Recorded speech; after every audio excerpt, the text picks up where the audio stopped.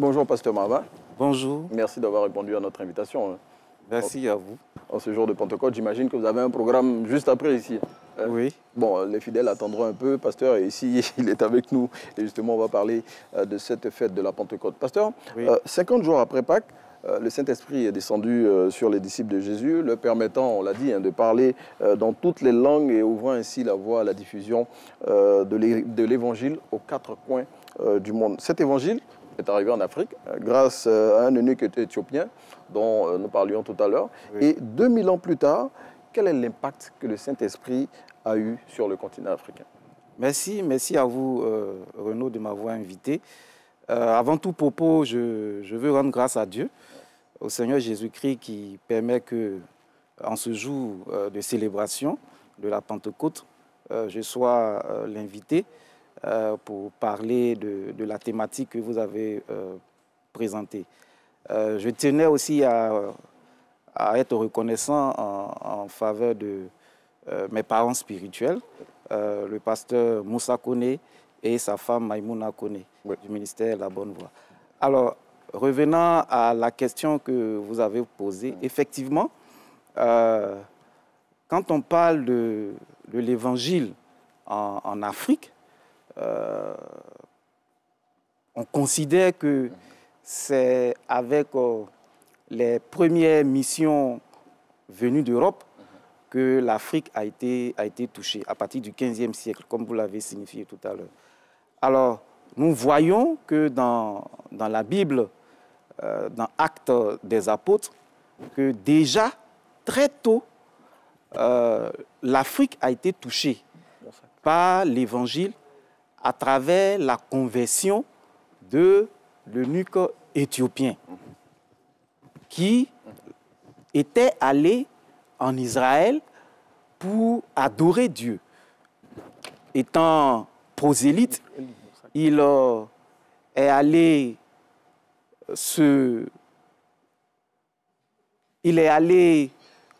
faire ce qu'il avait l'habitude de faire, c'est-à-dire aller adorer Dieu en Israël comme les prosélytes ont l'habitude de le faire. Il s'est retrouvé que après son séjour, son pèlerinage en Israël, à son retour, le Saint-Esprit va pousser Philippe à quitter l'endroit où il était pour aller dans l'endroit où l'eunuque était en train de passer. Voilà. Il va le baptiser. Il va le baptiser. Et cet eunuque revient en Afrique, rempli du feu de l'Esprit. Il va propager l'Évangile en Afrique et l'Afrique va bénéficier de la flamme de l'Esprit.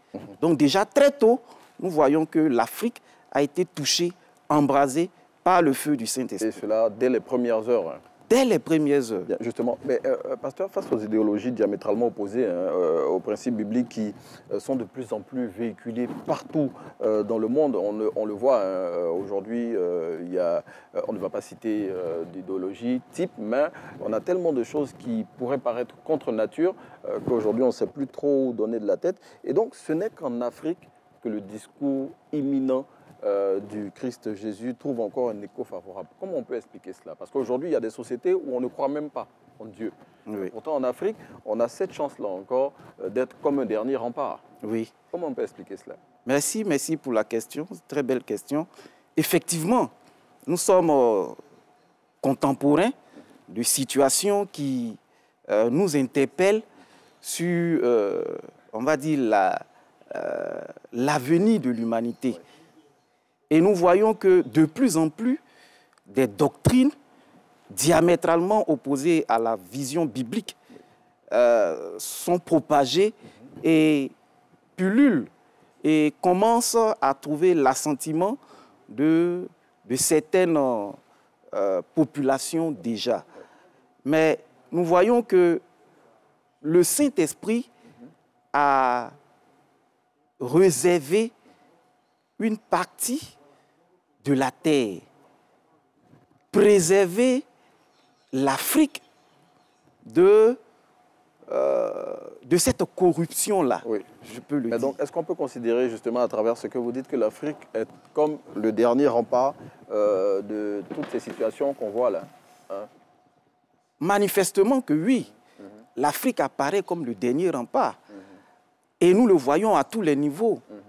Ce qui est accepté, promu ailleurs, Ailleurs, justement, est refoulé par les Africains, justement. qui considèrent que cela est contraire à la volonté de Dieu. Dieu a établi des principes et il revient à l'homme de suivre les principes divins et ne pas se mettre en porte-à-faux de la volonté de Dieu. Justement. Et la crainte de Dieu qui s'est emparée du cœur des Africains, de l'Afrique en général, elle lui signe que cela n'est pas l'œuvre de l'homme, Oui. que c'est Dieu lui-même qui agit Qui agit. et qui suscite les Africains à s'opposer et à être les défenseurs, Et si donc- vous le voulez, des valeurs bibliques, des valeurs du Christ. Et donc à être les derniers remparts, comme nous le disions tantôt maintenant. Pasteur, Jésus revient bientôt. Oui. Voilà, et cela est annoncé dans la Bible. Est-ce qu'avec tout ce qu'on observe aujourd'hui, comme travers dans nos églises, le Fils de l'homme trouvera une société disposée spirituellement à l'accueillir? Alors, belle question. Il faut le dire, la parole de Dieu est claire, Oui. que le Seigneur Jésus viendra prendre son Église. Et cette Église sera sans tache. Dans quel état la trouvera-t-il, le Seigneur Jésus? Oui, je vais y arriver. Elle sera sans tache et sans ride. Voilà. Donc, l'Église qui sera enlevée, l'Église de Jésus-Christ, elle est parfaite. Elle est conforme à ce que Dieu veut. Mais nous savons que la construction prend du temps. Oui. Et l'évangile qui a été propagé en Afrique, c'est comme la graine. Oui. Elle prend du temps pour Prendre du temps mûrir. pour pousser. Mais, Voilà. pasteur, il est dit que nous sommes dans les derniers temps. Est-ce qu'on a encore du temps? Puisque vous parlez de temps, est-ce qu'on en a encore ce temps-là? Justement, Oui. nous n'en avons pas. C'est pour cela qu'il faut prendre sa décision dès maintenant et ne pas reporter. À demain. La venue du Seigneur Jésus est imminente. Oui. C'est pour cela que chacun doit pouvoir prendre la déterminer décision, dès se maintenant. déterminer de suivre Jésus-Christ. Et justement, concernant la foi chrétienne en Afrique, parce que nous sommes en Afrique, on a aussi des religions africaines, on a nos croyances africaines. Avant l'arrivée du christianisme, je le dis, nous avions nos rites spirituels. Mais tous ces rites sont aujourd'hui assimilés à de la magie et à de la sorcellerie. Et pourtant, les Asiatiques et les Occidentaux, eux, ils ont conservé certaines de leurs croyances. Alors, c'est un constat. Les Asiatiques, les Occidentaux ont conservé leur En Occident, tradition. par exemple, on parle d'Halloween, qui est une fête qui est dédiée carrément aux morts. Pourtant, je veux dire, aujourd'hui, on la célèbre partout dans le monde entier. Ça ne choque personne. Mais chez nous, quand on parle de fête de génération, tout de suite, c'est la levée de bouclier.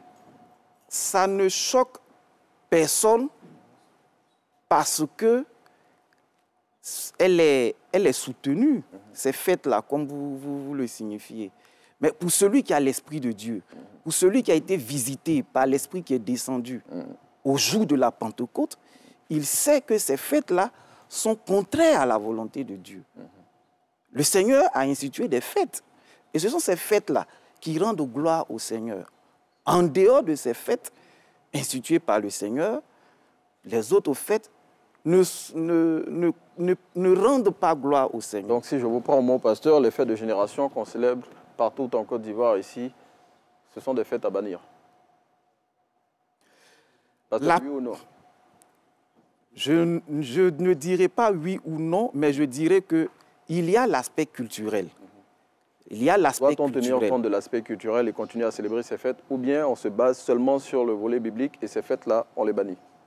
Conformément à la parole de Dieu, tout ce qui n'honore pas le Seigneur Dieu, il faut mettre de côté. Bien. Si les fêtes sont organisées pour rendre gloire à Dieu, gloire au Seigneur. Mais ce que nous constatons, c'est que ce n'est pas pour rendre gloire à Dieu. Bon, le pasteur Mahama Diabagaté vient de faire une pirouette que je suis sûr que les téléspectateurs ont compris. Maintenant, pasteur, dernière question. Selon la Bible, c'est de l'Égypte qu'est né Israël. Partant de ce postulat, est-ce qu'on peut affirmer que l'Afrique est le peuple de Dieu? Si oui, pourquoi l'Afrique, qui est le peuple de Dieu, est si en retard et est si gravement touchée par plusieurs crises? Merci. Et c'est là qu'on va conclure. D'accord.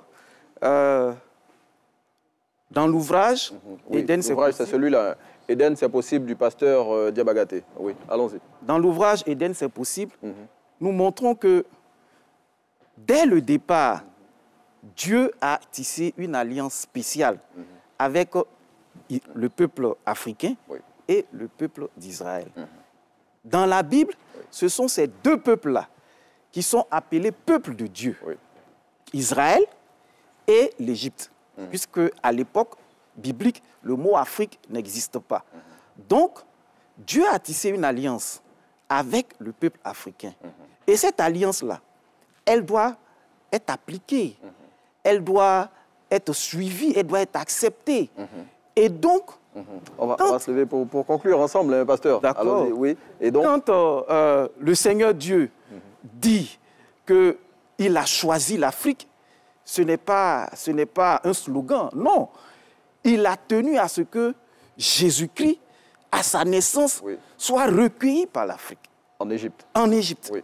Et justement, pasteur, on est pris par le temps. Je vais inviter nos téléspectateurs justement à se procurer votre œuvre Éden, c'est possible. Et là-dedans, justement, vous aurez toutes les explications et particulièrement celles relatives à la question que nous venons de poser. Pasteur Mahama Sébastien Diabagaté, merci d'être venu partager ce moment d'Instant Vérité en notre compagnie en ce lundi de Pentecôte. Nous, on va vous dire au revoir avec le chantre Cynthia Zeli qui nous a offert une prestation enlevée tout à l'heure. Et c'est avec vous qu'on va vous dire merci d'avoir passé ce moment en notre compagnie. On va se retrouver demain, Dieu voulant, pour un autre numéro de votre émission. Cynthia Zeli, sur le plateau de Matin Bonheur.